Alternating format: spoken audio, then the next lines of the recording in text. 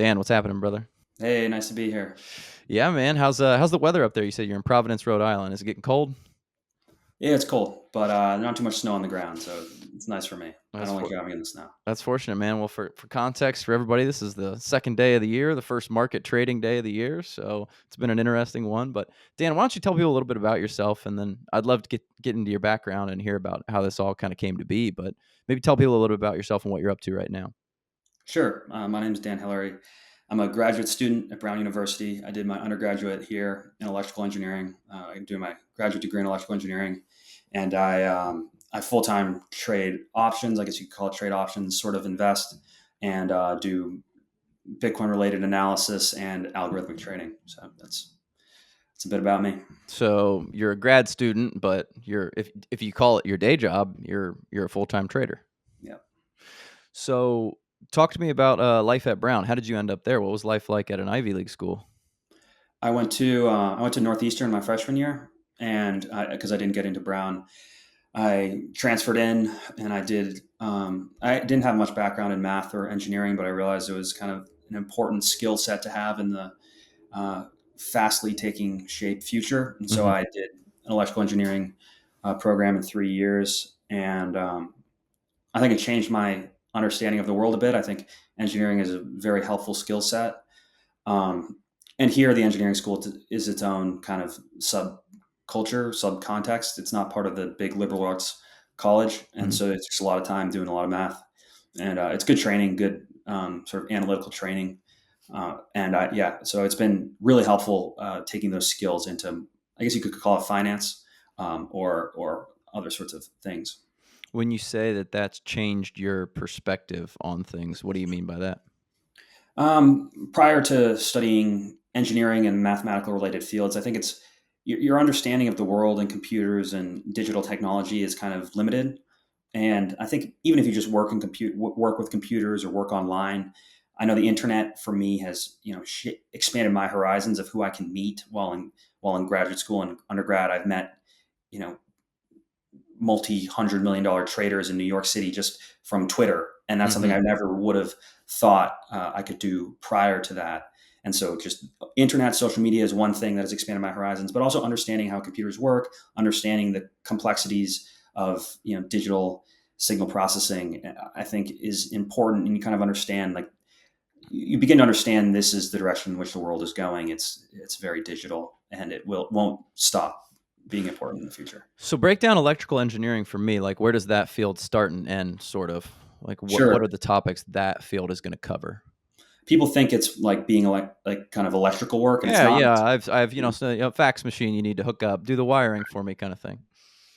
It's pretty much theoretical electrophysics. So like anything that has to do with semiconductor theory, creating. There is some computer science as well. There's a large portion of computer science, but mostly hardware design, chip design, semiconductor design Mm. for building different integrated circuits. Mm. Yeah, we have a big semiconductor facility they're trying to build here in Columbus, Ohio. Intel is really working hard on that. But from what I hear, we don't have enough power to actually like power a lot of this technology that they're trying to bring in because Amazon has like an AWS server that they have so many of them that they're building here in Columbus, and then with this Intel plant, like our power grid is actually getting like stressed past its total capacity. Really. Yeah.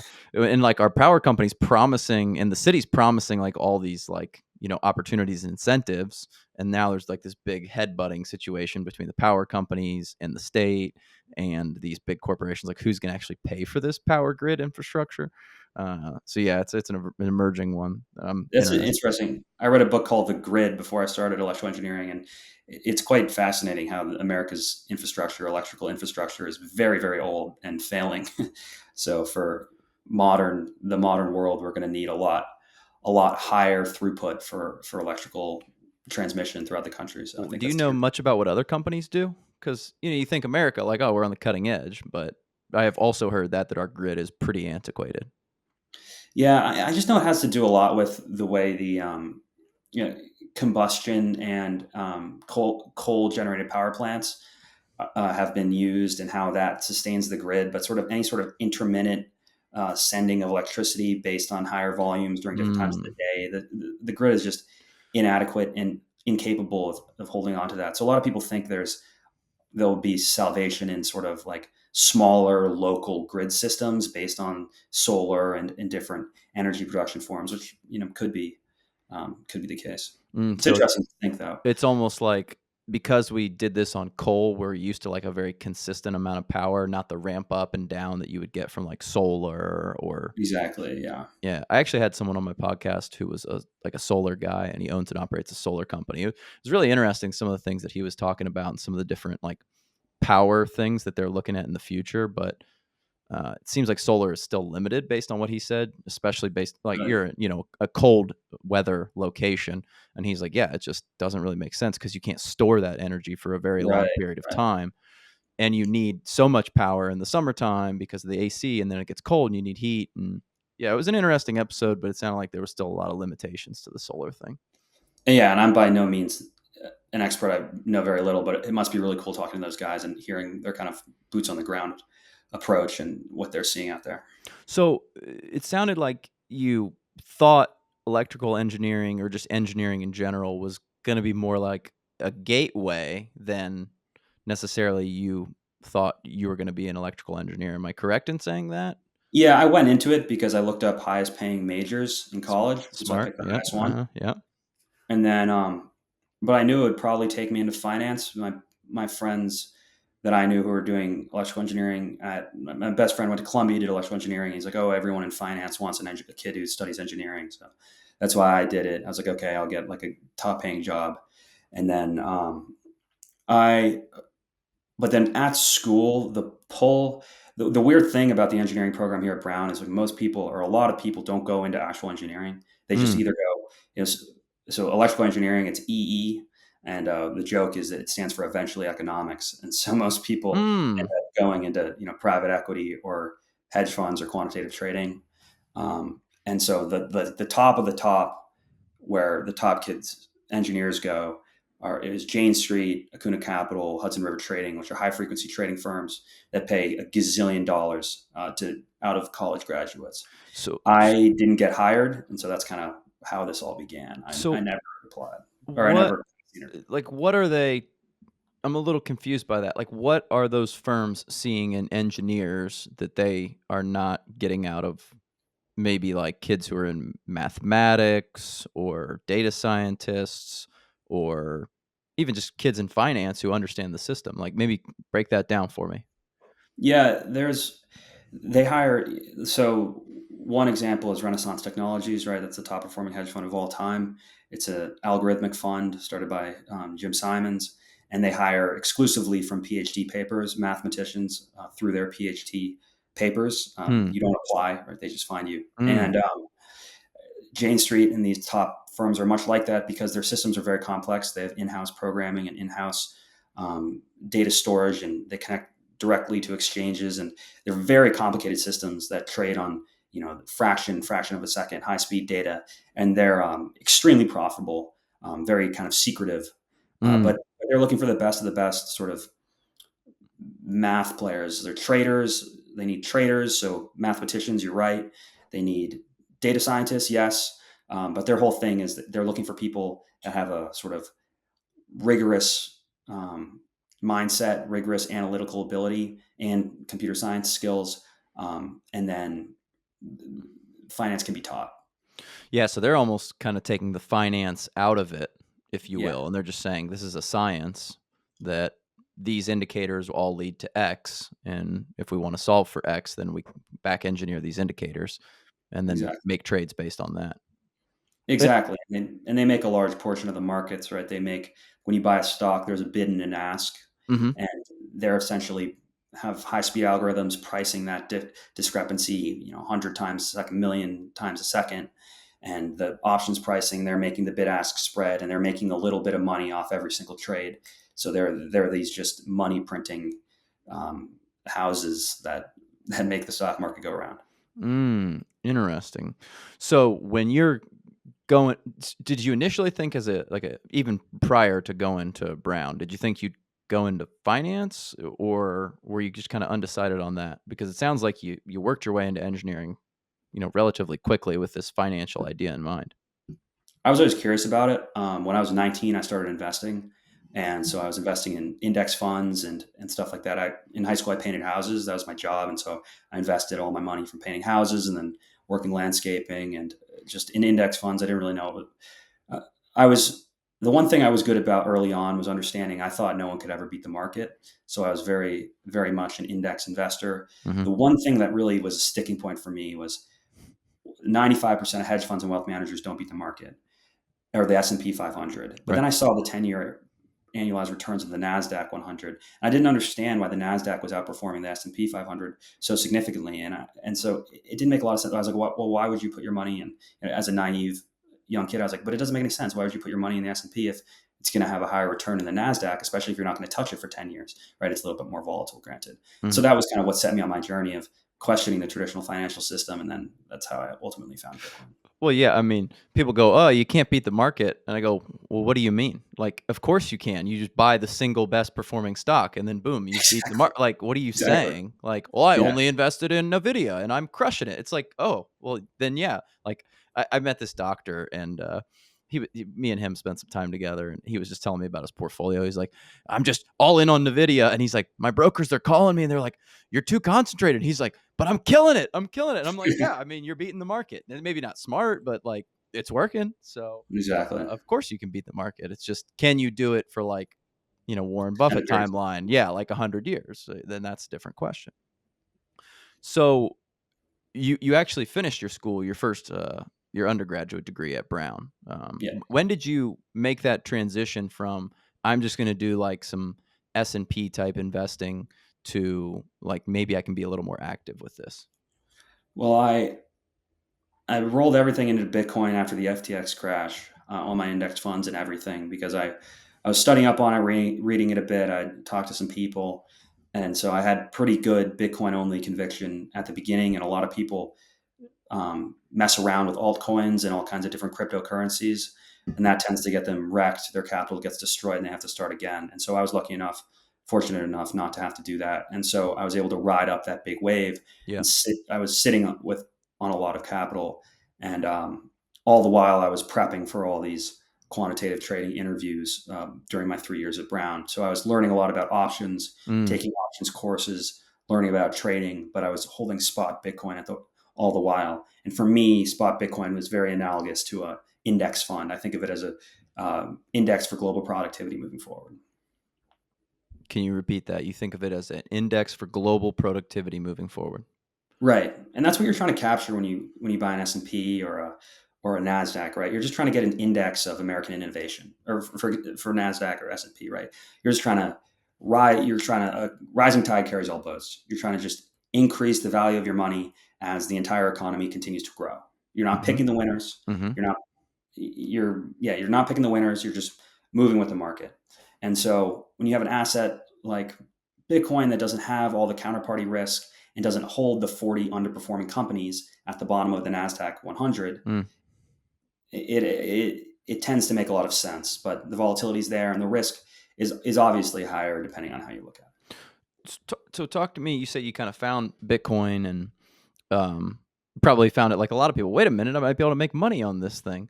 Um, how has your view of Bitcoin changed over the last, handful of years? I guess 5 or 6 years since you kind of first got introduced to it, and now you're a lot more thoughtful about the investments that you choose and MSTR and things like that. How has that view changed?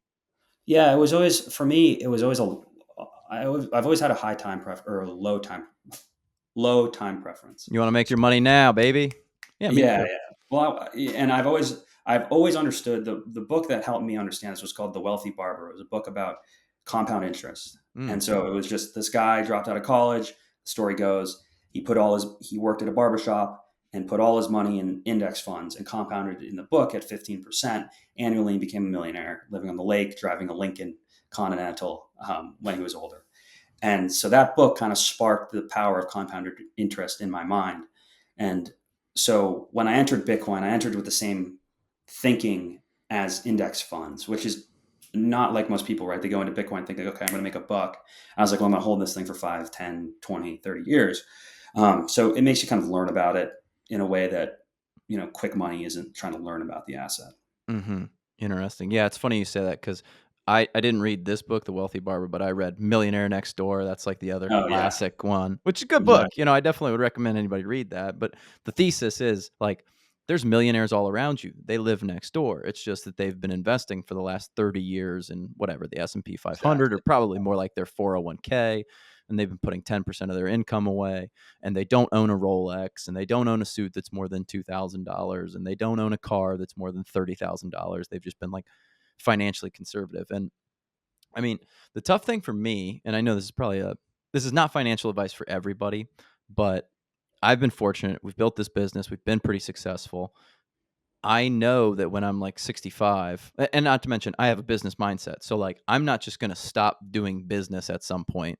Like when I'm 40, I go, oh, like I just want to like, you know, not work and or not do anything productive. Like I'm gonna always want to do something productive, and I feel like I'm actually like decent enough at business that I can make something somewhere along the line. I'm just not that worried about my assets when I'm like 65. Like I've got my Totally. 401k here at the company, and it's already got six figures, and I'm 33. So by the time I'm 43, it'll be a couple 100,000, and then so on and so on and so on. And when I'm like 65, it'd be like a couple of million just by not really like trying that hard.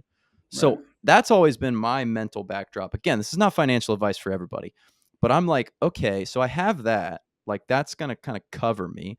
I've got a couple rental properties. The company owns a couple of industrial rental properties. So it's like I have kind of like a safeguard. And I get it. Not everybody's in that position. But because of that, I'm like, all right, well, then I would like to, be a little more active with my own investments and see if I can maybe beat the market in the short term. I think it's a good way to. That's how I found MSTR and options as well. Once you create that safety net for you, and you've decided that, and when you retire, you'll be all right. Then it's like, okay, well, my body will be potentially a wreck, and I may not live that long. So let's try to make something while we're alive. Yeah. And it's a yeah, I agree. Yeah. It's, you know, and I just read this book, Die with Zero. I don't know if you've heard of this book, but Yeah, it's a good Bill one. Yeah. Yeah. Yeah. Perkins. Bill Yeah, Perkins. Yeah.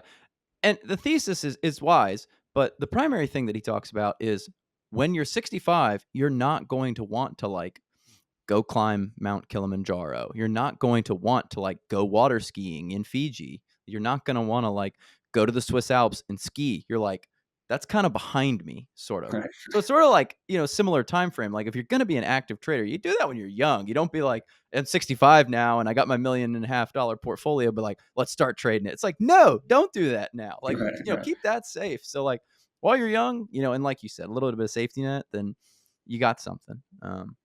Definitely. So so you made that shift with Bitcoin to kind of think like, hey, like I've learned about this asset and now I'm going to backdoor into like trading options. When did options become something that you got more active with? And I learned all about them. So for 3 years at Brown, and I have that engineering background, so I thought maybe I could figure this thing out. But Bitcoin, all the while, I was learning a lot about it, reading a lot about it. I was programming some like basic level Bitcoin um, core development stuff. And so I was like, okay, I understand this asset pretty well. I thought I could model its future price decently, and I was like, well, I think I can capitalize on this knowledge. A lot of people think it's going to zero, right? And so when you in the markets, when you have an asset where a lot of people think it's going one direction, you think it's going the other direction with high conviction, you can make money off the people that believe it's going the other direction. Because that'll be priced in essentially. Right, right, and they'll take trades. Essentially, that's what makes a market, right? When you have a market and there's buyers and sellers, ultimately you need sellers. And so in the case of Bitcoin, it's one of those things where a large portion of the market doesn't believe it has a future, especially back in 2022, 2023. Hmm. And I found that if I could take the other side of that trade, express it in a way. So I thought Bitcoin. So in 2022, I thought Bitcoin was going to 68K plus, return to the cycle peak and up. So I expressed that trade with spot Bitcoin. I was like, I'll put my money in Bitcoin. Hmm. But as I got farther along, I realized you can express trades in different ways with different Hmm. forms of leverage and different forms of right. So you've probably heard the people that trade Bitcoin. They trade it with perpetual futures, which is like leverage. And you can get liquidated. Like you take a 10x leverage on Bitcoin. If it goes down $10,000, then you lose everything. And if it goes up, you make a lot of money, right? You've probably heard Hmm. on all the exchanges, and that didn't appeal to me because I think anything could happen in the short term. But so my understanding of options and my understanding of Bitcoin, I was like, I think Bitcoin's going up in the long run. Okay, how do I express that? But I think there's going to be a lot of volatility between, and a long call option contract was the best way I found to express that trade with leverage over long periods of time. And so that's kind of what made me think about options trading and Bitcoin. And then volatility is part of it as well. So you're actually putting calls on Bitcoin?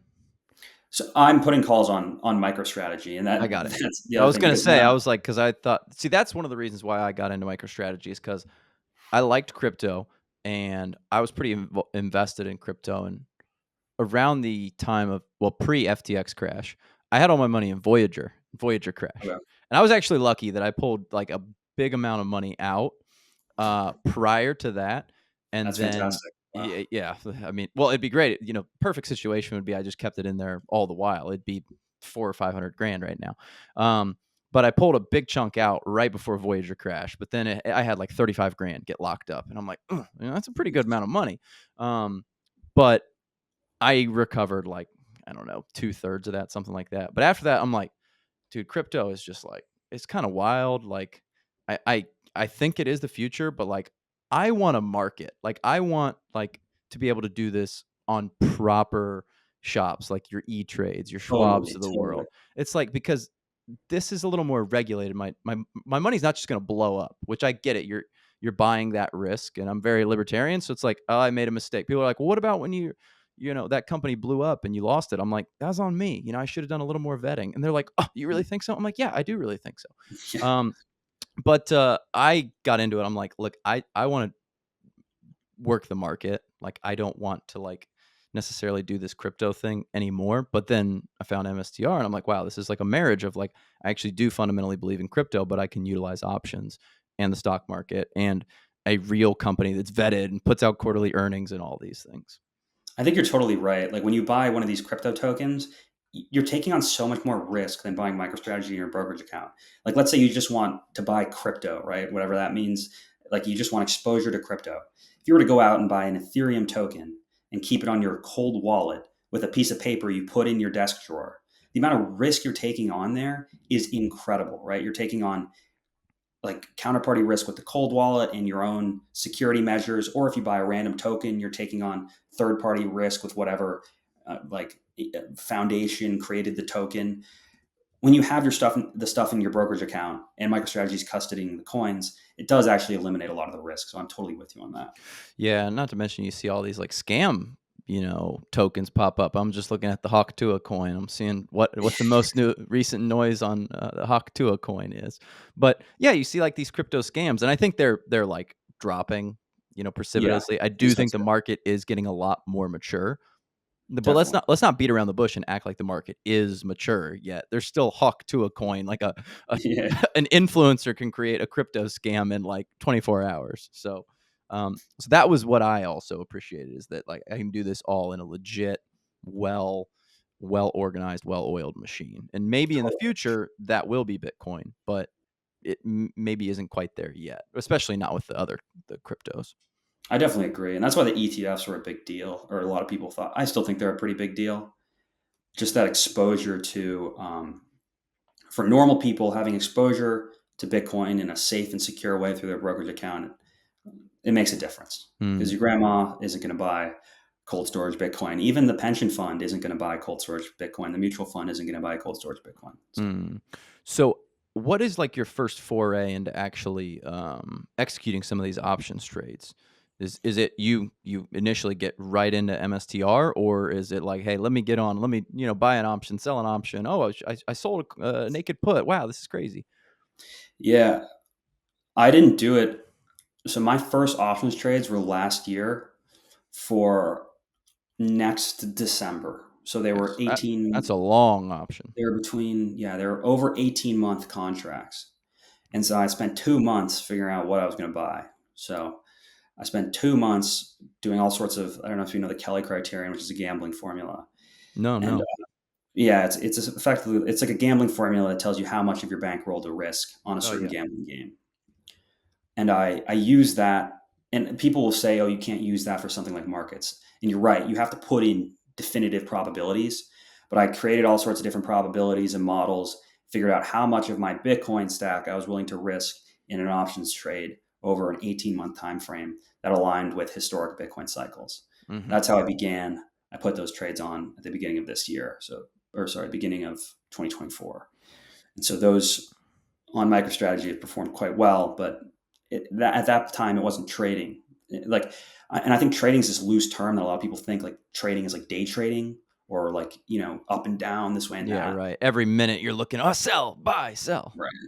And for me, I've always tried to trade as little as possible. Like I want to not touch the keyboard as much as possible. And now I'll sell covered calls and I'll buy shorter dated calls as well. But it's like don't touch the keyboard. That's kind of my motto. Okay, so you sell a portion of your Bitcoin.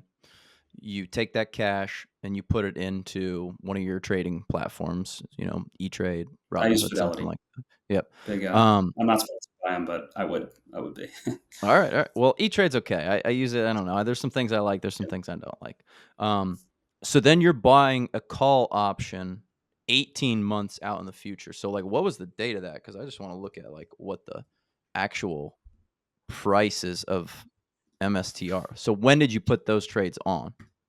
Sure. I was right as it was running up after the ETF. So it wasn't. I didn't get in early enough then, unfortunately. So it was March, I think. So All right. yeah, March is when I last March. All right. So we're talking like 90, 99, $100 the price of MicroStrategy. So Yeah, you're I put you're my first trades on then. Yeah. so you're buying like what is that? Almost the close of 2026 calls? Is that right? Yeah, I was buying December 2025 calls and January 2026 calls. And what strike are you buying? And we should probably just explain basically what your your bet is essentially. Sure. Yeah, I was buying 250 strikes, I was buying 380 strikes, and what other strikes was I buying? And I bought over the summer is when I started kind of amping up the strategy, and it was dropping really low during these little wicks down, and I was buying a lot of 200 strikes and 220 strikes then as well. Mm.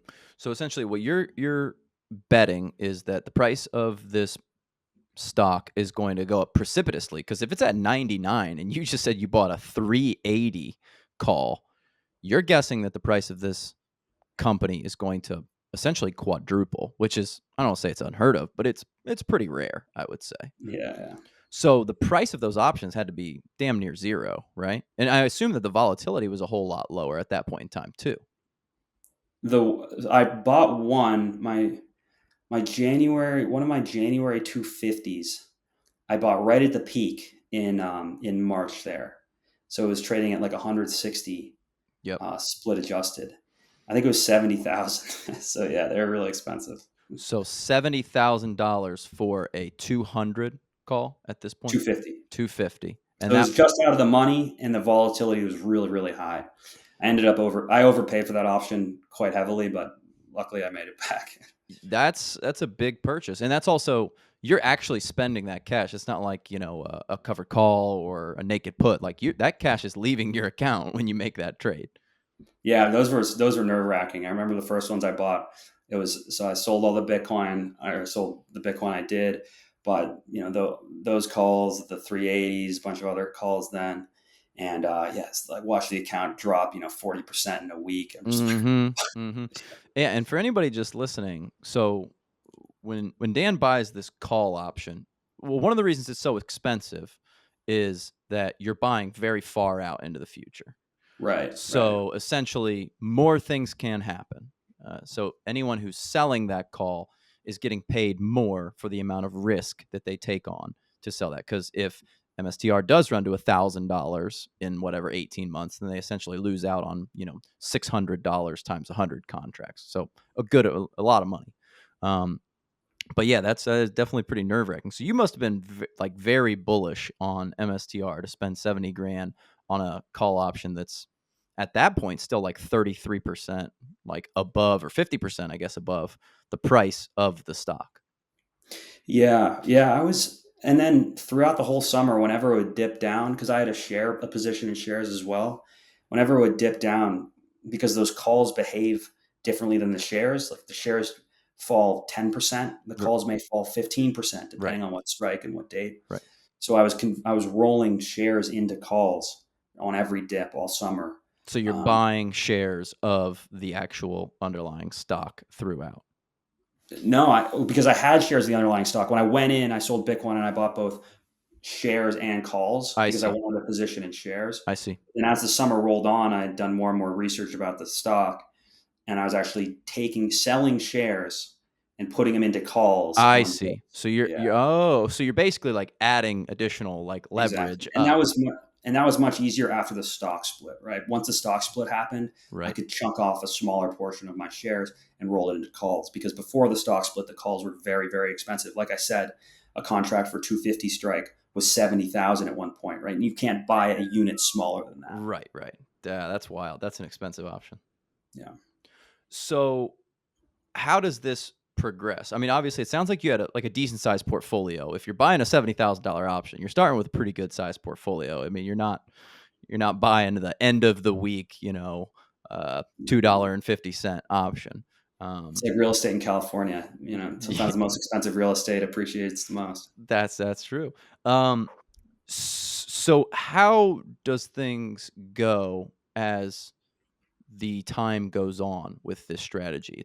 I'm assuming, well, I know now, it gets a lot more exciting as the stock starts to go up. Yeah, I pretty much got wrecked all summer, but I was highly convicted. I had really high conviction in Bitcoin and MicroStrategy, and I spent a lot of time just doing projections and price predictions and looking at the 10K reports and trying to figure out what this whole thing was. And my conviction only grew, and I thought the NAV premium at the time, we could talk about that later, but I thought the NAV premium was low, and it's kind of back to where it was now. But it culminated in what was it? In October, it fell.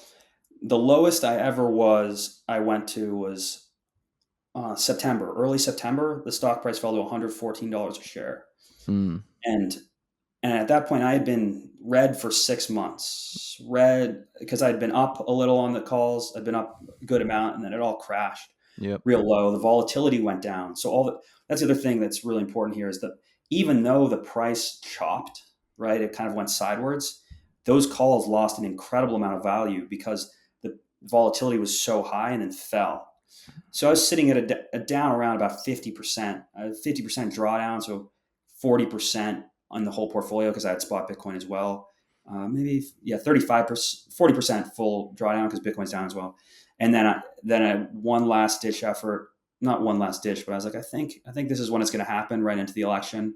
So September, I rolled into a bunch of um, April and March calls at 200 and 220 strikes. So Those you ended up being the best trade I've so ever you're made. you're pulling those closer to the Sorry, I to shouldn't time. say rolled. I didn't mean rolled. I borrowed against my shares. I borrowed against my shares using margin and Mm. bought those calls. So the 220s for March and 200s for April 17th. Those You, were the two dates. you And borrowed against your shares. yeah, So essentially, you're telling your trading platform, "Hey, you can have my shares if this drops far enough, but I essentially want to keep these, get some You're essentially taking a loan off your shares. taking a loan, exactly. I'm taking a 13% loan, and I thought again, this was once in a lifetime opportunity leading into the election cycle. And you pulled the time closer to you. Yeah, those the why did I do those? I did those because they were so cheap. They were at that time the volatility had fallen all summer. Mm. I'd done all my homework, and the stock price was lower than I thought it would ever go, based on like Mm. what I knew to be true. And I decided I couldn't. It was like 40 grand. It was like 40 grand, but I had to do it, and that ended up those 15x at one point Mm. when it went to 520 a share, but they're only up 8x now. So you did not sell those or exercise those. You're still holding those because you said April this year, April, March. April, yeah. And the cool thing about those for me is my long-term capital gains bracket hits on all my calls in the spring. Hmm. So I bought those with the intention of exercising them. Actually taking the stock. Yeah, exactly. And so I'll hit that long-term cap gains bracket and be able to exercise them. I don't think it's something catastrophic could happen. And, I've always, I don't invest in call options as anything I'm unwilling to lose. So I'm fully reserved to the fact that, something terrible could happen. But if things plan out the way I thought they would, I'll be able to exercise them and move on along. So why would you choose to take the stock as opposed to just take the cash? Is it because you just fundamentally believe in MSTR and Yeah, you're gonna potentially go out and just buy MSTR anyways? that's a really interesting thing about options that people don't think about right off the bat is the exercising lowers your tax basis. So when you let's say you have a call option that expires in April, for example, and let's say MicroStrategy is trading at $300 where it is today, Mhm. and you have a strike of 200. So I have the right to buy the stock at $200, and if I do that, I don't pay any capital gains, no gains on that realized profit, Right, right? because Because you haven't made any money. You just took the exactly, stock. Yeah, you I was just technically able to buy the stock at a cheaper you price. have that $100 of value, but you have not sold it, so you didn't make any money yet. Exactly. That's And that's a big interesting. difference. Like that's the way I think about it. I thought I wanted to be a professional poker player at one point, but that's plus expected value, right? That's the way I look at it. You get an extra plus EV when you when you pay less in taxes. So Interesting. So, where are you now on this continuum? Are you still looking at options that are further out into the future, or are you just thinking mentally like, use my shares, take these shares, sell covered calls against these shares? my price, it was all predicated on price predictions for Bitcoin. And so, come the spring and sort of the historical cyclicality of Bitcoin, I'll be all done. I'll be all done. I'll be holding spot shares. I'll hold no leverage. Come the spring and the summer and maybe the fall, but I'll slowly be easing out. It was just a 18-month play long for me. Now things have changed because I've learned more about these options contracts, and so I'm trying to spin up a volatility selling product for people, a fund, for different people I've met along the way that want to generate income off these options contracts. But that's a Hmm. completely different beast. And Mm. so that's what, yeah, we talk more about that. But like short term option selling is a lot different than long term call option buying. Long term call option buying is different than holding spot. It's just very interesting. There's a lot of different intricacies and they're very different. Well, let's start with you said that you think that this kind of run will be sort of over in the spring. Um, is that mostly because the cyclical nature of Bitcoin with the halving cycle? Is that where you're going with that, or is it other factors that I'm not thinking of? No, that's I originally did the whole thing based on the Bitcoin cycles, right? Like for any of this to work, Bitcoin has to go up. That was kind of the Most idea, right? definitely. If Bitcoin goes down, MSTR is going down too. It's going down It's too. actually probably going down faster Yeah, it's going down a lot. because Exactly. it So doesn't have as much Bitcoin as Bitcoin has of Bitcoin. exactly. So Bitcoin's got to go up. I was like, okay, well, Bitcoin's got to go up. Cyclicality wise, this makes sense. I will, and I was like, I'm never going to risk not doing this into a cycle. Like the only way I'm willing to risk this is if I think there's like bullish sentiment for an extended period of time. And Hmm. so that historically, this year and the next 6 months has been the most bullish time in Bitcoin's history. And so I use that as part of the thesis. Hmm. And what was the next question? Sorry, Well, there. you said that you thought that this kind of like this trading pattern would be sort of over in this Oh, kind of calendar year. So I assume you're not going to just exit MSTR in total, or would you just say, "Hey, like MSTR, I'm done with it for 3.5 years, and then maybe I'll revamp this strategy in whatever year we get to 2028 or nine." yeah, that's the question. But for me, it's MicroStrategy and Bitcoin is a 10-year hold, Hmm. and I'm young. But the worst case scenario is holding an options contract into a bear market. That is a disaster, right? And so I'd rather miss the top or whatever you call it by 6 months than I would overshoot the cycle and be riding option contracts down the backside. And so for me, I think, with a Trump victory, we have a kind of free and clear runway here of hopefully upward movement. I could be wrong, but I think Hmm. there's a higher probability of Bitcoin going up over the next 6 months than down. Hmm. And so try to ride that, but then I want to hold spot, because you can hold spot forever. You can't hold options contracts forever. Mm, interesting. So would you just say like cash that I take in profit, move that straight into Bitcoin as opposed to any other assets or even just holding MSTR? I'll hold MSTR. I'll hold MSTR, and then I hold big spot Bitcoin. That's just what I like. It's an index fund for me, and so I'll probably rotate a little bit more into Bitcoin potentially. But yeah, so Hmm. I've got the MSTR, I've got the Bitcoin this summer. If things are on track, just spot.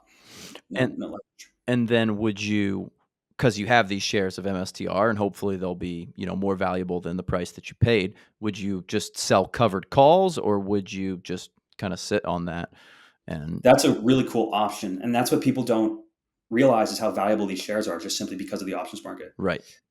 And well, what I'm trying to do is create a fund where you can sell it's a combination of cash secured puts and covered calls and just cash. And if you can blend it all together based on a different probabilistic outcomes over a year's worth of time, can you generate 25, 30, 40% annually on that just with Mhm. options premiums and with very little volatility of your core portfolio? So if I can figure out the simulations and figure out the math, then I'll move a portion into that just for income. Okay, so explain that one to me. You talk about a fund. Are you talking about other people's money potentially? Yeah. A couple of us are working on this, and we know a lot of people who would be interested. Just because when you hold these MicroStrategy shares, you see how rich these premiums are, and Oh it's yeah. hard not to want to harvest them, right? It's yeah, it's hard not to get greedy. You're like, "What? I can sell $100 out of the money naked and make like $1,700 this week?" You're like, "Hold on a minute. Insane. Hold on a minute." Yeah, but that's a question I have. Like, isn't that volatility going to have to drop off at some point in time? Especially, I mean, it's we've pulled back from 400 something to 300 something in like I don't know the last 30 days. Um, is that volatility going to have to like go back to a more normal uh, pricing model, or no, not necessarily? Their volatility has been both up and down, but that 70 vol has kind of been a sticking point for MicroStrategy. And as long as they re up on their leverage ratio of their Bitcoin stack, that volatility should stay somewhat high. Granted, Bitcoin's volatility continues to decrease, but yeah, I think the volatility will be sticking around for another 5, 10 years, 5 years. Mm. Maybe it won't be as volatile as it is today, but the options premiums are so crazy now. You could see a 50% drawdown in the options premiums and still have a very rich market. Interesting. So talk to me about what it would look like to raise a fund. Like how, like what kind of regulatory approvals do you need for that? Is it a lot simpler than I'm thinking? Is it a lot more difficult than I'm thinking? We've looked into it a bit, and it's me and my buddies that are really good at math, and but we don't know that much about it. So we're trying to work with some older, more experienced guys to help us out and figure that out. But we don't want to do it unless we have really, really thoroughly simulated data um, moving forward with different, prices, and make sure we've kind of predicted or tried to sketch out a lot of the different potential futures for MicroStrategy. And once we do that, maybe we'll take friends and family money and then move forward, put our money in there. But as of now, it's not a formal structure, unfortunately. Mm. Well, I also imagine that's a lot of mental risk, right? I mean, that was Warren Buffett, right? He took on capital from people and he lost some money. He's like, I'm never doing that again. I'm never trading anybody else's money. So he just went, I'm just trading my own money. Like, forget about everybody else's money. And sure, if he was trading other people's money, he would have made a lot more. Well, I mean, eventually he had, public open shares, but um, he just didn't want to deal with the stress of managing other people's money. I think you're totally right, and that's something I have to think about as well. I'm not exactly sure what I want to do, and I've heard a lot of stories about how people, their performance gets completely messed up because of the stress, Right. and yeah, so I believe 100%. Well, that's what they say about trading is like you don't ever want to put trades on that you're so stressed out about emotionally that you're not going to make logical decisions. right. So that almost by nature will have to happen, especially if you do a good job of selling the fund, right? Like if you're excited about it, then you go out and you sell it and you're like, well, shit, we actually raised like $20 million. Like now we're managing $20 million of other people's money. You know, our money's like whatever 1/5 of this or 1/20th of this maybe. Like, geez, maybe we won't do some of these strategies that we thought that we would do that would maybe be more profitable. And that's how I feel like, you know, most hedge funds like event, or maybe not even hedge funds, but like, you know, just funds eventually kind of condense down to that like 7 or 8%. Because they're like, well, we just have to mitigate risk. Like, the worst thing you can do is lose all the money for your client. So like, let's just do kind of safe. If we can beat, you know, the 4 or 5% that you might get with a bond, then we're like, we did a good job. Makes a lot of sense. The incentives are, yeah, if you're a fund manager, the incentives are to not lose the money, especially if you're Abs- collecting a management fee, right? Absolutely right. And like the difference between making 11% and 16% for that fund manager is like almost none, right? It's like Right. you get it. Yeah. If you have a list of the top 1,000 performing funds, you get, you know, place number 260 instead of, you know, 408. So it's like, well, how big of a deal actually is this? Because if I blow this fund up, then I'm worth nothing and maybe nobody ever wants to invest in me again. So yeah, I mean, it is. I never really thought a lot about it, but it's an interesting thought process. And I think you're making a good point, and it's something I need to think about moving forward. And I call it a product because that's what I do want to offer is this volatility product, somehow stabilize the returns and kick off a dividend, much like MSTY, which is a covered call ETF on MicroStrategy, but it has 100% downside correlation with MicroStrategy, right? And that's I think if someone wants to add this to their portfolio, that's what I'd hope to be able to provide. So you would want to provide a product that if MicroStrategy drops, it could still perform relatively well. Yeah, exactly. I just wanted to kick off. I wanted to stabilize MicroStrategy returns over a long time using the options premiums. And how would you protect yourself on that downside? A combination of holding cash, compounding the covered call premiums into cash, and then some put selling. The problem with the put selling, obviously, is you're betting on MicroStrategy continuing to be in existence, right? You're selling insurance on the stock. So it's something we'd have to kind of decide upon. I think ultimately what I've been thinking we want to do is create a fund that it's okay if MicroStrategy has a large drawdown or goes up a large amount, and it will still perform by selling the volatility. But if MicroStrategy goes bankrupt, the fund ultimately will cease to exist. And I think that's the only way to do it. These options premiums are predicated on MicroStrategy continuing to exist. So that wouldn't be a full hedge fund. It's more of a product, something people can add to their portfolio. And that's what we want to provide. Interesting. Because anyone with a bigger portfolio should be diversified, right? If you have your nest egg, you want to be diversified and protected. You wouldn't put all your money in this thing. But if you thought MicroStrategy and Bitcoin were going to continue in the future, but you didn't know if it was going up or down, but you love the volatility and you want to make some income, that's where we'd step Mm. Well, that's interesting, man. And I would love to hear how it continues on. I mean, I don't know if I've ever talked to anybody who's like, yeah, we're just going to start like, you know, this little, I mean, I don't know what you call it a product, but it's kind of like a little mini hedge fund in some ways.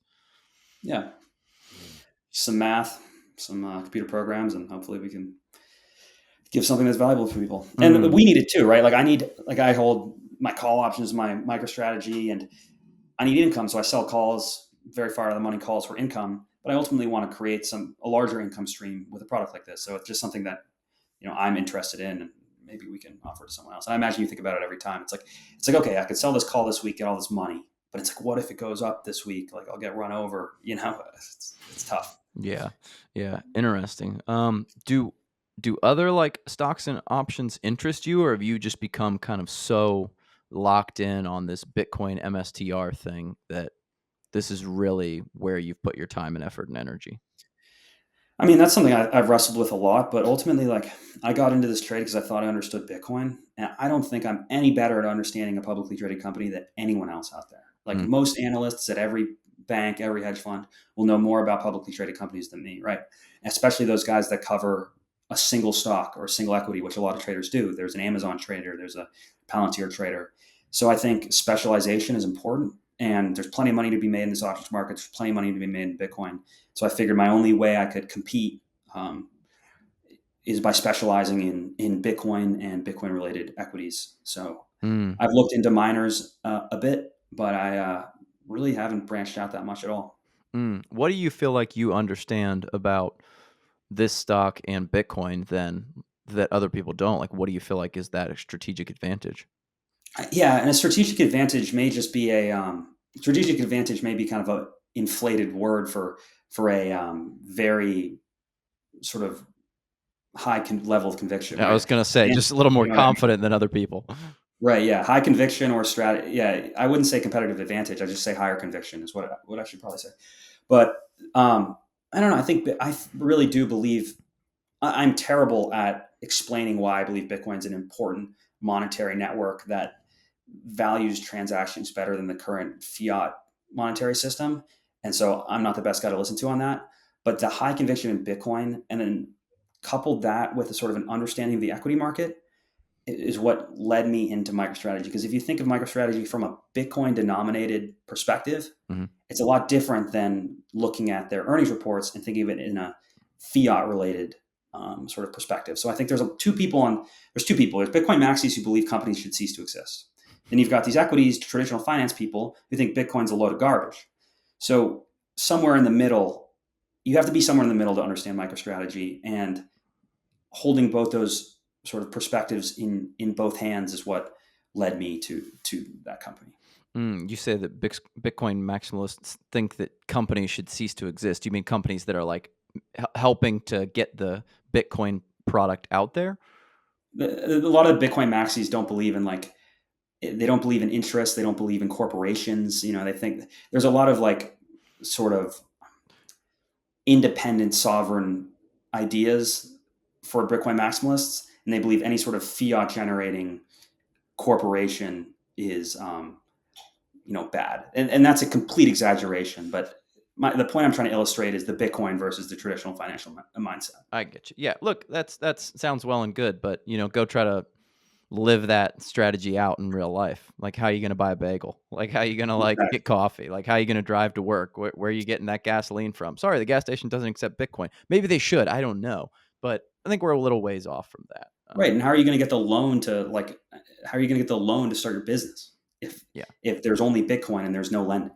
So that's a big part that I They don't take believe from. in lending because that's like No, a fractional reserve, like a increase of the currency supply. that's exactly it. The fractional reserve system they believe is kind of, and I'm probably alienating a lot of Bitcoin maximalists right now, but a lot of people believe fractional reserve banking is inherently flawed, and that it's under a Bitcoin standard it wouldn't be necessary. I tend to take the other side of that. I think fractional reserve banking has existed since notes were created for gold deposits in the 1400s, and I don't believe it's going anywhere. So, Yeah, with that belief, I think it's gonna Microsoft be tough to get rid of loans. I think people like their loans. I think people like, buying a house and not having to pay for the whole house. Sure, there are some people who can afford a $400,000 house. Just not that many. exactly. Um, And interesting. people like credit cards. I think Bitcoin maximalists should like credit cards, right? You I don't have to. I had Yeah, my BlockFi credit card that I was getting, like, I don't remember what percent of Bitcoin I was getting back. It was great, and, sure. yep, well, there goes BlockFi. Um, I always tell people, like, we were on the Inc. 5000 list. We've been on, I think, 6 years in a row now, and, Wow. 2021 or 2022, the number 1 company, the fastest growing company in the United States, BlockFi.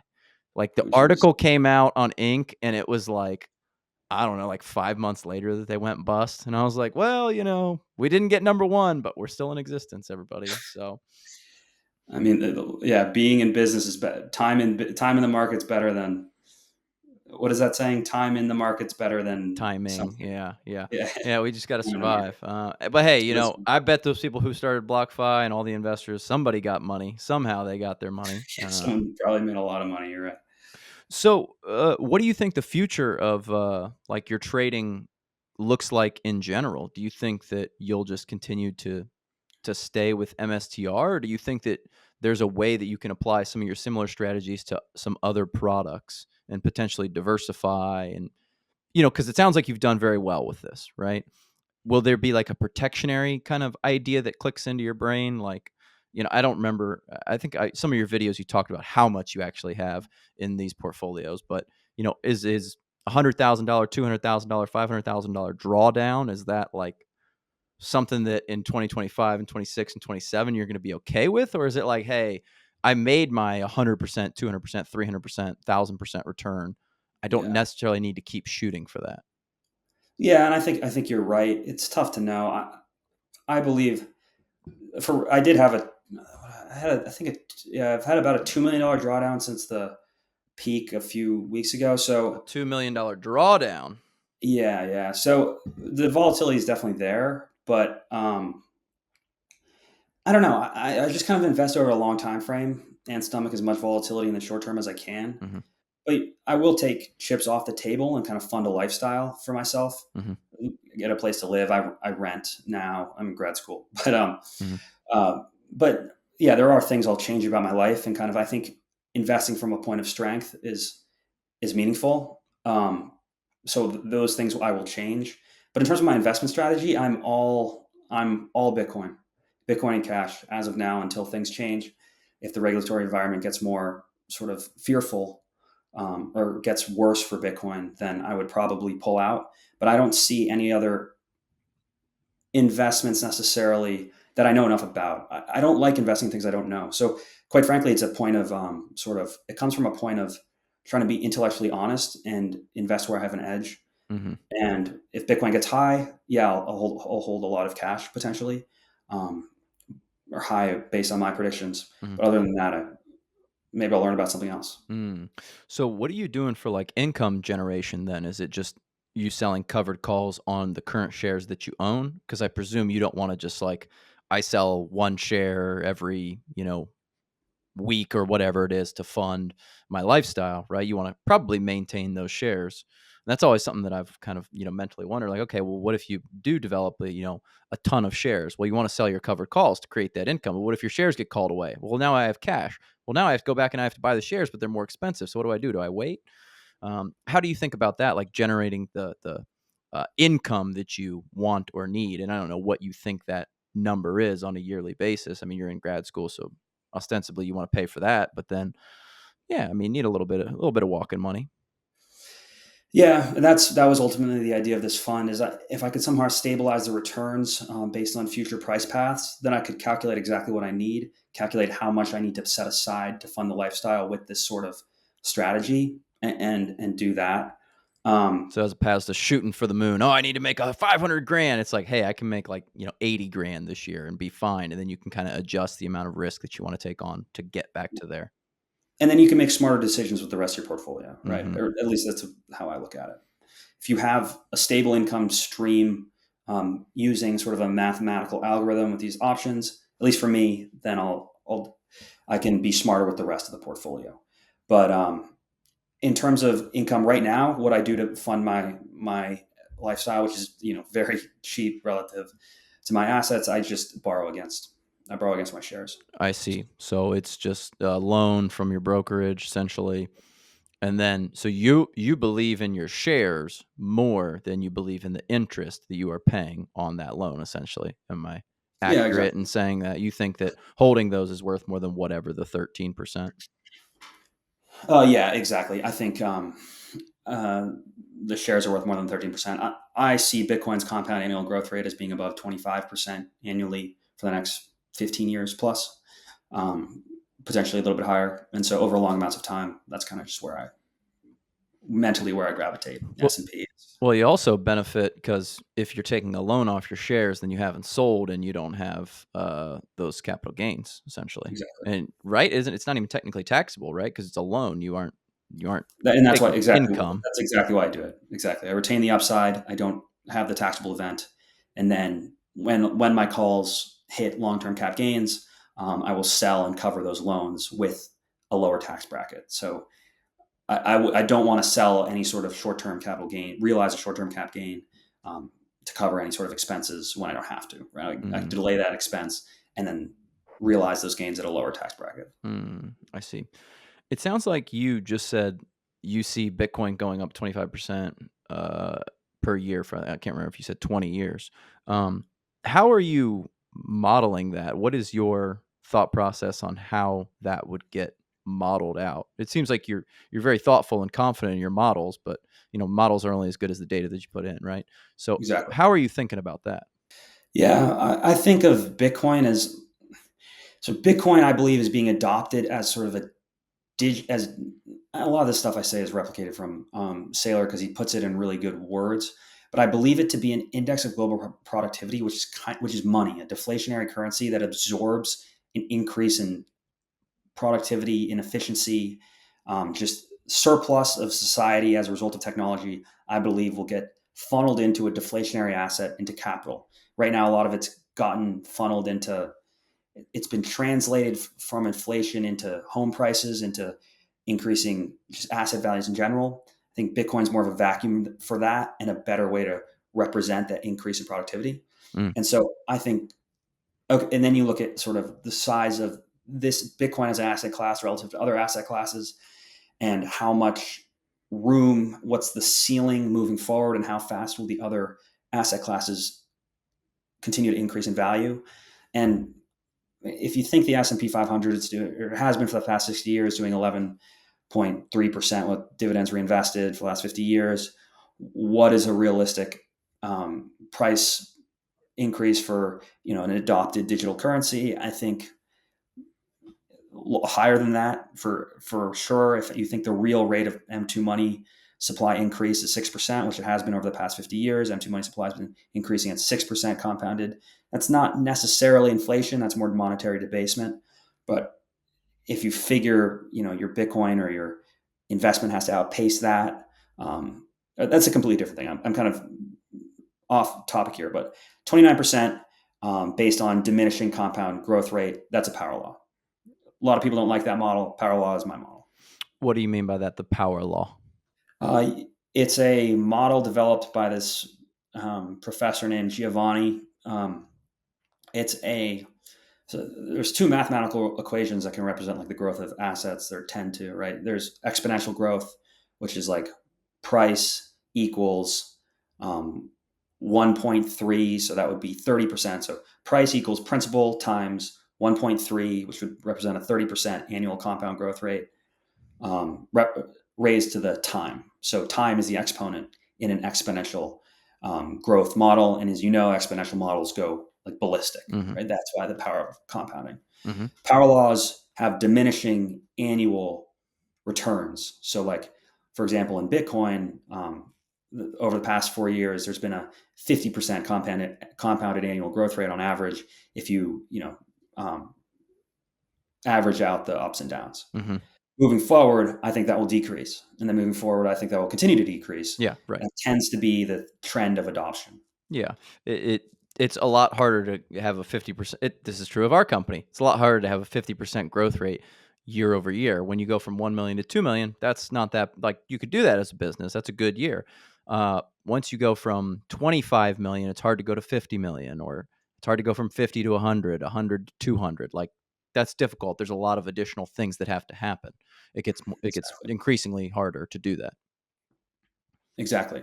And so that's kind of the framework I use. Those power law growth models are the same that kind of govern the adoption of or the growth of cities and growth of different networks.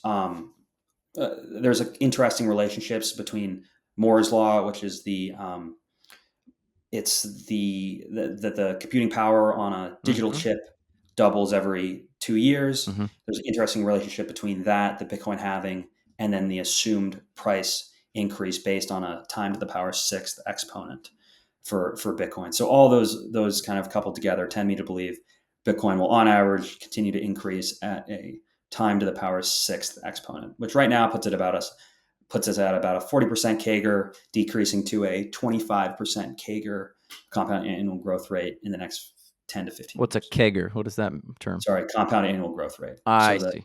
annualized rate of return. So then you are betting that you can beat that return by utilizing MSTR. That is your thesis then.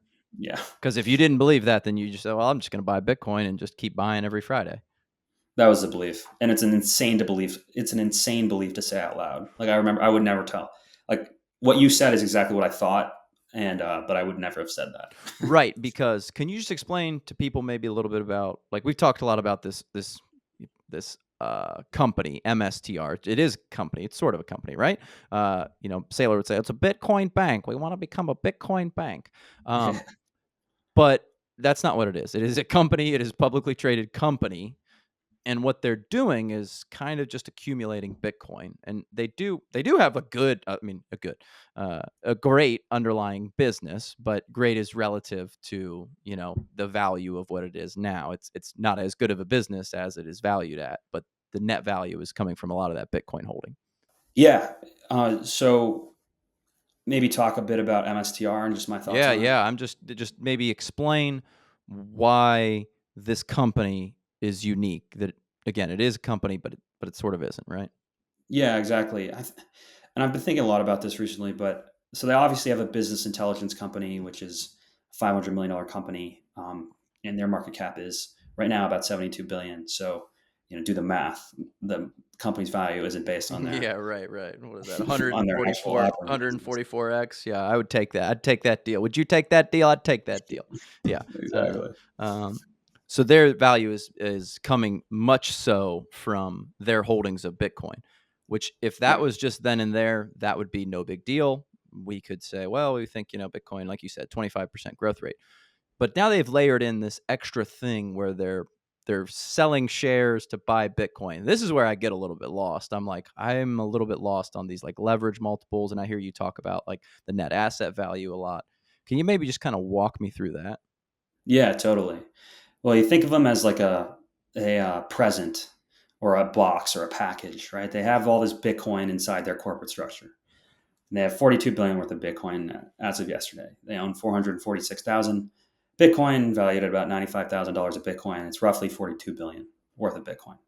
Their market capitalization, so the price of their outstanding shares multiplied by the total number of outstanding shares, is roughly 72 billion. Mm-hmm.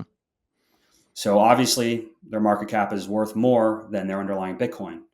And a lot of people, well, if their Bitcoin's worth 42 billion, their operating company's worth 500 million, that means the company should be worth 43 billion, right? 42.5 billion. So that's the sticking point. That's ultimately the question everyone's trying to answer. And the argument that I came upon, and I think a lot of us have come to sort of internalize, is that they've created their Bitcoin reserves allow them to do two things. One, that's to generate volatility for their equity, which allows for this crazy options market. The only other company right now, established company in the NASDAQ 100 that has a similar volatility is like Palantir.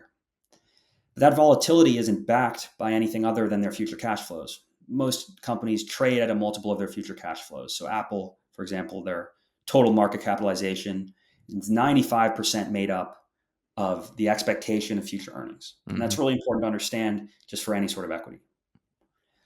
That's represented by a PDE multiple. So for MicroStrategy, I was just going to say, essentially, if you were to take the net profit of that company for 1 year, then they're saying, well, I would buy that company if you tell me it's 10 years of their profit, or 15 years of their profit, or 20 years of their profit. Which someone like Apple, 20 years, that might not be a big deal. Apple's probably going to be around in 20 years. Maybe a smaller company, your buddy's plumbing company, you're like, I'm not paying you for 20 years worth of your company's earnings. Like, you are the business. I don't know what your health is going to be like in 20 years. exactly. And that's the sort of interesting question that people have had to wrestle with MicroStrategy. It's like, okay, are they worth more than their Bitcoin holdings? When I stepped into those call options, MicroStrategy was trading at a 1.6% premium to their underlying holdings. And So again, that's just almost none, that's almost zero, essentially. right. And all that, right, when I talk about NAV, or when everyone talks about net asset value multiple to book value, all that means is the multiple that the market capitalization is trading at divided by the value of their underlying Bitcoin. Mm-hmm. That's all it means. And when I hopped in, obviously their Bitcoin stack's levered up. And so leverage, as the price of Bitcoin increases, the debt itself will melt away because the value of the Bitcoin goes up in value. Mm-hmm. So I thought a fair multiple to net asset value based on their leverage ratio at the time, this was last spring, was about 1.3 or 1.4 if you thought Bitcoin was going to 250 grand in the next kind of 10 years. Okay. I thought that was a sort of fair, that was just the effect of the leverage. That was if they didn't increase their Bitcoin stack. So for me, that felt like a safe floor. I was like, I think this thing might go back down to 1.3 is base floor. Mm-hmm. Now we're sitting in a much different position, and the inklings of that kind of started last year. But after their most recent earnings call, the increase in Bitcoin per share is the holy grail. And as long as that continues, it's hard to say that the company should be valued at a 1, 2, or even 3x multiple. Maybe 3x multiple is fair, but the point is that as a shareholder, you're getting more Bitcoin per share. Mm-hmm. That can be thought of as a Bitcoin earnings per share. And that's kind of the question. Some people don't think it's worth anything, and those people short the stock. That's totally fine. Other people think it's worth something, and those who do would be happy paying a premium for the underlying Bitcoin. Mm-hmm. But they are selling new shares, correct, to go out and acquire more Bitcoin. Yep, exactly. And it's accretive. It's accretive as long as there's a premium. It's a three-part thing. It's accretive as long as there's a premium to the underlying. That's the weird part about it. So they create this leverage in their capital structure. They've got the Bitcoin, they've got the debt, which they've used to purchase the Bitcoin. So a premium is justified. Mm-hmm. No matter how you slice it, the premium is justified because they have leverage if you think Bitcoin's going up in the long term. Again, it's all predicated on Bitcoin going up for the long term. Mm-hmm. Maybe that premium is only 1.3 or 30% more than their Bitcoin holdings based on that leverage.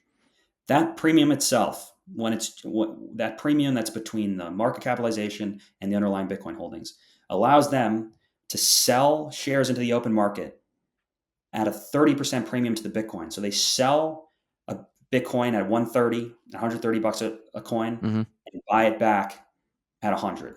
So capital coming in is at a discount. You can do out the math, but let's use a 2x multiple. So their market capitalization is twice their Bitcoin holdings. Mm-hmm.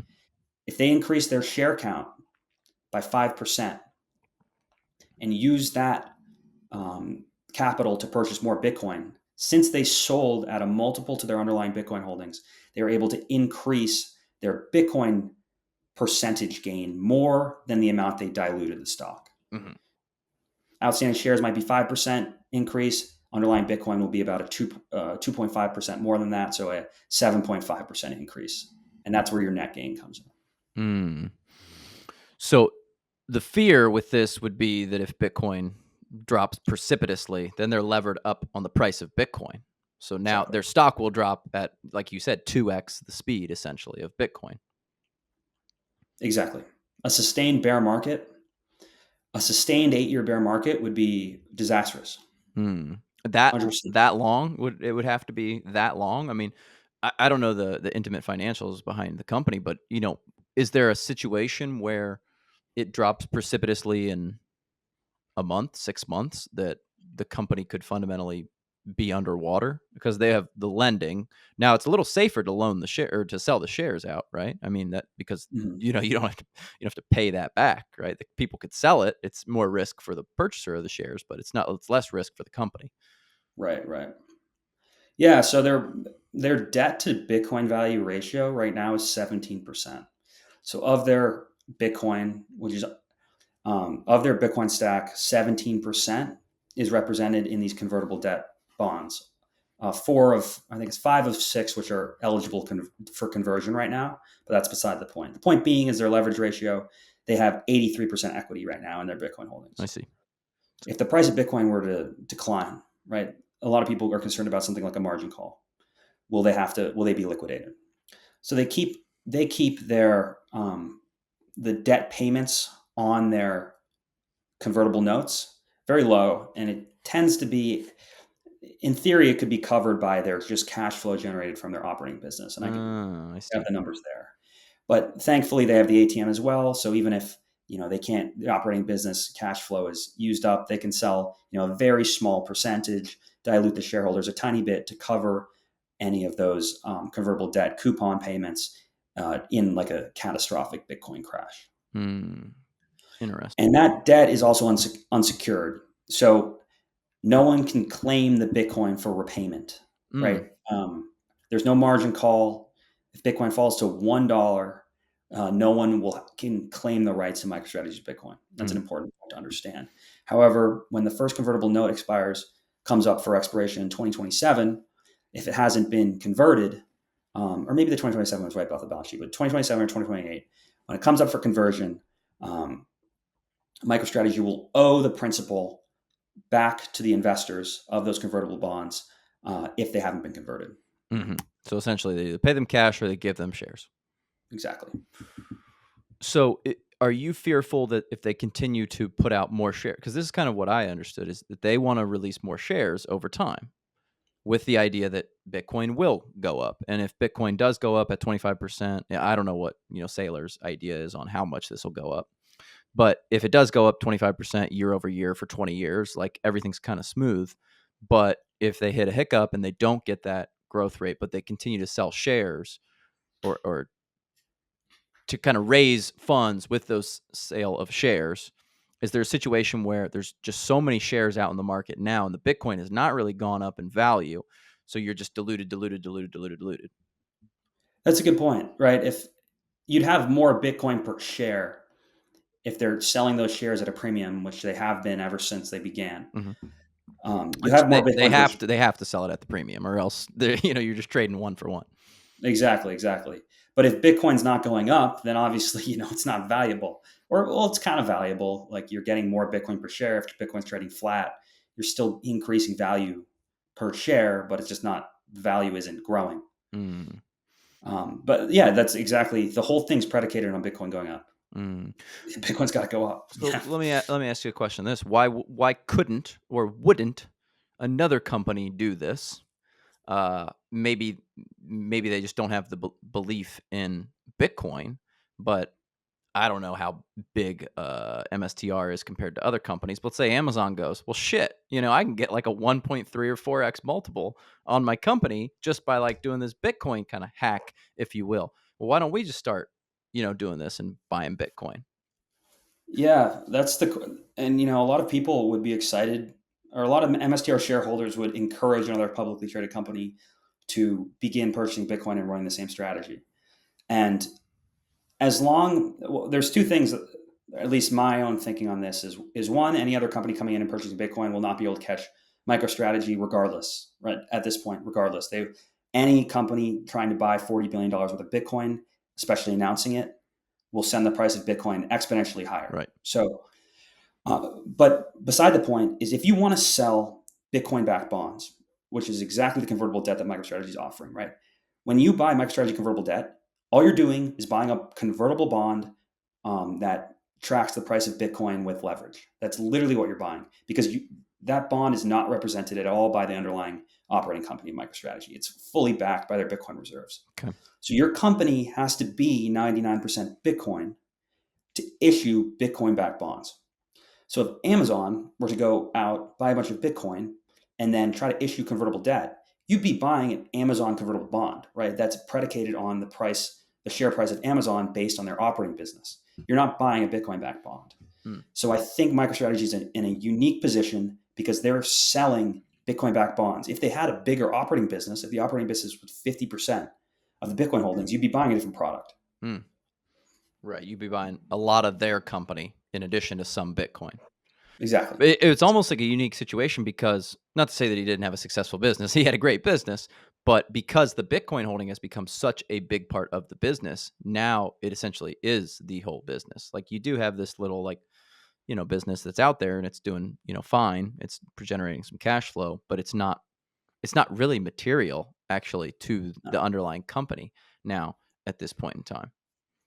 So Exactly. do you think that, like you said, it would be difficult for another company to employ this strategy? Do you think that there really can't be another company that would employ this strategy at this point in time, at least not at that level and scale? I think a small company could, right? You could get a really small company that has a small sort of operating business. They could go out, maybe they have a ton of cash on their balance sheet. They buy a bunch of Bitcoin, offer a couple convertible debt offerings like Semler Scientific did, and then, jack up their Bitcoin reserves, jack up their debt. They could probably get to a 99% Bitcoin valuation pretty quickly. Mm. So I don't doubt that would be possible to happen. It just depends on the demand for convertible notes, right? If another company comes in and increases their Bitcoin reserves and then offer these convertible debt offerings, does the supply of convertible debt notes backed by Bitcoin outpace the demand for convertible debt notes moving forward? And that would be, I think that's a valid risk, right? Like, what if there's so many companies doing this, Mm-hmm. offering these convertible debt instruments, and their valuation is backed by Bitcoin, that there aren't enough investors who want to buy these things anymore. Like, well, that's a risk, right? Mm-hmm. Um, I don't see that happening simply because I don't think a company, I think the investors, one, there's clearly demand, right? MicroStrategy did a $3 billion convert last month with a 0% coupon. And the 0% coupon, it was oversubscribed, right? So the 0% coupon shows that everyone wants to get their hands on these things. Mm-hmm. And I also think investors will tend to repurchase from a reputable company like MicroStrategy at big size. So anyone looking for a large stake in convertible notes will go straight to MicroStrategy, who offers the safest, the most reputable, and biggest position sizing stake in these bonds relative to any other company. I mean, it's kind of like Bitcoin. Why would I buy these other cryptocurrencies? They're not as big. They're not as reputable. I don't know as much about them. Like, let me just go to the source kind of thing. What about if Bitcoin and/or crypto as a whole becomes more accessible through more traditional finance means, like our Schwabs and our E-Trades and our Fidelities of the world? If I can just go in and buy Bitcoin, it's like, well, wait, why would I mess around with MicroStrategy that I don't get 100% Bitcoin for my Right, right. money? Like, why wouldn't I just buy the Bitcoin? Do you see that as a fear? That was a huge fear when the ETFs were launched and MicroStrategy created as a result, and then it ripped. And the thing is it's an operating company, right? And you don't know what's going to happen here. So my conviction in MicroStrategy is predicated on this idea. And the idea is they'll continue to increase Bitcoin per share, which is something an ETF can't do. Okay. Maybe there'll be different bonds that have. What are these investors that are buying the convertible debt? The whole thing's predicated on this convertible debt, which allows for the leverage, which allows for the ATM, which allows for the increase in Bitcoin per share. Okay. What if investors have access to a different Bitcoin product and no longer want to buy this convertible debt? Well, they have to have access to another sort of bond, right? A bond that's backed by Bitcoin, a bond that their charter can buy. A lot of these convertible debt arbitrageurs are buying, they can only buy debt, they can only buy fixed income products. And MicroStrategy is the only one offering Bitcoin backed bonds. So maybe another bond market will pop up for Bitcoin backed bonds and, shift the demand from MicroStrategy. But I don't see a world in which that happens. And then two, since they're an operating company, they can use their Bitcoin to generate different sorts of cash flow. And that's a holy grail. If they can get 1% returns, and this comes back to the fractional reserve banking model. If MicroStrategy can settle transactions between multinational corporations, between banks, if they can act as a lending platform, if you think there's a 10% chance that could happen at some point in the future, their Bitcoin stack is worth an incredible amount of money. And so that's ultimately the upside optionality I think you get when owning Bitcoin, when owning MSTR over a spot Bitcoin product. Can you repeat that last part again? That if they can settle transactions, you're talking settling it in the cash that they have in their company and not ever needing to touch the Bitcoin. Am I following that? No, sorry. This was these are just kind of hypothetical growth opportunities or I sometimes like to think about. And so J.P. Morgan, for example, right, a bank's model, any bank, they make money off lending out their reserves. Mm-hmm.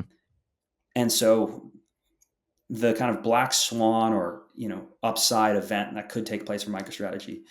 So let me differentiate these two things. We've talked about MicroStrategy's strategy as it is, and obviously there are risks involved with other companies creating a similar strategy, the demand drying out for converts, etc. Moving forward, an operating company with a Bitcoin cash balance, I think, has more optionality for future cash flows than any sort of spot Bitcoin product, simply because they can leverage their Bitcoin stack in ways that we don't yet think about. Mm-hmm. If Bitcoin does become an important reserve asset, whether that be through a strategic Bitcoin reserve someday, or let's say banks use it as collateral, Bitcoin will be in high demand, Mm-hmm. and people will pay for access to Bitcoin, maybe to settle transactions between banks, right? There's a lot of intraday settlements that happen between banks, and there needs to be liquidity, and people pay an interest rate for that liquidity. Mm-hmm. And so MicroStrategy is set up in this unique position where they have access to this vast amount of capital that may be very important for lubricating the financial system of the next generation, of the next 20 years. Mm. So I think if they can figure out how to cash flow 1% on their Bitcoin stack, Right. people will be very surprised at what that company is able to generate in annual revenue. Mm. That's a gamble, right? That's a complete gamble. Right. It's sort of like if maybe they were a gold bank, then they have a lot of the gold in the reserve. So hey, if you and I want to trade in gold, like, hey, don't worry about that. Just come to our bank and we'll do that transaction on your behalf. You don't need to touch it, essentially, but we will take a small fee to do that transaction on your behalf. I think it's a really interesting idea. By no means is it, what people should be trading on necessarily, but it's just, things change. Like, was AWS a product when Amazon launched? No, and now it's their largest stream of income. So. Right, right. Well, Dan, maybe tell me like what's next for you, brother? I mean, you're trying to finish this grad school thing. Is full time trading kind of where you plan to take this thing, or are you thinking you'll get like a real job? I'll probably work if I don't full time trade. I'll probably work in the Bitcoin space in some respect. Hmm. But that's just kind of where I found myself. But other than that, I used to be a charter boat captain, so I used to captain small yachts, and Where around you? in Nantucket Huh? and in Rhode Island. Oh. So if I get bored, I'll just buy a yacht, or not a yacht, but I'll buy a boat and I'll run charters. It's always a good backup. Yeah, that's Dan, his trading philosophy. If I get tired of this, I'll just buy a yacht and I'll, work it from there. But that's awesome, man. Well, where can people catch up with you and kind of I know you have a lot of content on YouTube and various places where you talk a lot about this, but where's the best place to stay connected to the stuff that you're doing? Sure, yeah. My YouTube's, I think it's Dan_NGU right now. We'll link it in there, don't worry. Okay, cool. I don't know why I put that as the title, but that's what I'm using. And then my Twitter is Hillary_Dan. There should be some decent stuff on there. Yeah, Your that's it. your YouTube, I got it pulled up right here. Oh man, I'm getting subscribed to ads. Dan_NGU. Yep, easy to find. Well, sweet, Dan. I really appreciate it, man. And this was definitely an interesting conversation, insightful for me. I learned a lot of stuff. Yeah, it was great hearing from you. I'm definitely a lot to learn from your other podcast episodes. I need to go back and re-listen to a few of them. Yeah. I've had a lot of fun people on, man. It's been a cool journey, and I don't know if I would recommend everyone start a podcast, but there are some upsides. There's some downsides too. But it's a lot of work, but it's a lot of fun. I mean, I bet you get to hear crazy stories and think differently, just with all different sorts of people making money different ways and doing different things. Yeah, and in 2025, I really want to get back to focusing on guests that I'm really interested in talking to, like you specifically. Like, I reached out to you because I was like, this guy's interesting. He's like got some really interesting ideas around this thing, and there's going to be a lot of people out there who are like, I don't care about this MSTR thing or options, or like, it's a Bitcoin guy, Oh, but that's totally fine. Like, if you don't want to listen, that's totally cool. Like, I took a lot of value from it, and I think your subscribers and people who view your content will take a lot of value from it. So I think there's value all around. But yeah, I mean, that's what I want to do, is just talk to people I want to talk to, and not try to it's talk to really people cool. who I think are going to be like, the best for views or whatever. But I have been finding as well that, like, a small niche audience they say a small niche audience is good, and it does seem to be proven true, at least for me. well, yeah, man, you've built a good YouTube. I know it's a tough thing, and I think for you, right? Like, you're not trying to hit like grandma who is just like, I just have a 401k. It's like, okay, we're not my audience, but it's good that you got your audience, and your stuff is good, brother. Thanks, man. Thank you. Do you have a YouTube as well? Or I Yeah, saw this yeah, man. by It's the podcast one. So, okay, cool. I'll but have to. we'll tag you on everything, man, and I'll stay connected. I'll send some stuff over I think you might like. Yeah, definitely. And thanks so much. I'm always here, and I'll reach out if I ever have questions. Appreciate you, man. Thank you.